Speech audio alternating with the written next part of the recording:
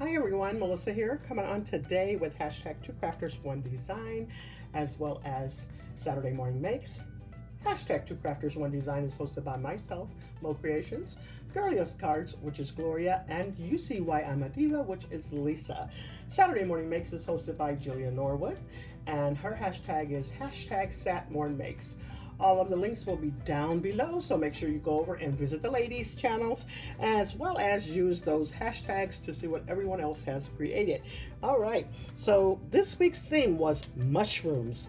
Next week's theme, I'll have it go across the screen, maybe about right up in here somewhere or down here, and or it might be at the beginning of the video. All right, so let's jump right in and show you what I used to create this beautiful card. So starting out, I am using this stamp set from, it's called Royal Garden, and it's from Joy's Life Stamps. I don't think she sells these anymore. I'm not sure, but anyways, I'm using Enjoy the Gifts of Nature from there.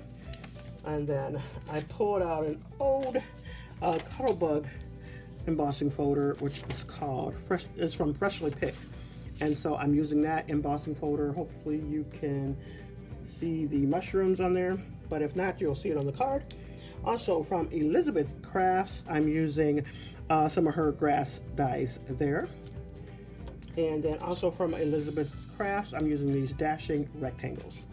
All right, the mushrooms I got from Tuesday Morning back in the day, and I don't even know who made them. I put them in a plastic bag, so but anyways, I thought this turned out beautiful, beautiful, beautiful.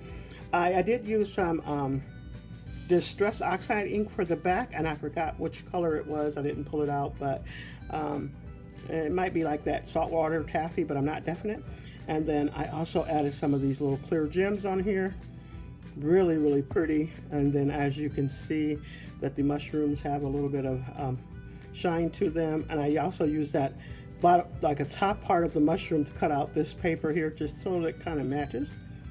And then there goes that dashing rectangle die, as well as on here. And then I did emboss that, and I also used two different sets from that dashing rectangles. And then I did to the inside of the card with another dashing rectangle in the inside. And then that's all I have for you. Check out the picture at the end. Make sure you visit the ladies' links down below. And you all take care. Thanks so much, everyone. You all have a blessed and crafty day.